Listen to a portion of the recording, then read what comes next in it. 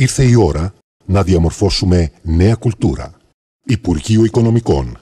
Ειλικρινής φορολογική δήλωση σημαίνει συνειδητή συμμετοχή στην ολοκλήρωση του έργου. Η Ελλάδα έχει ανάγκη από συνειδητοποιημένους πολίτες. Της αξίζει.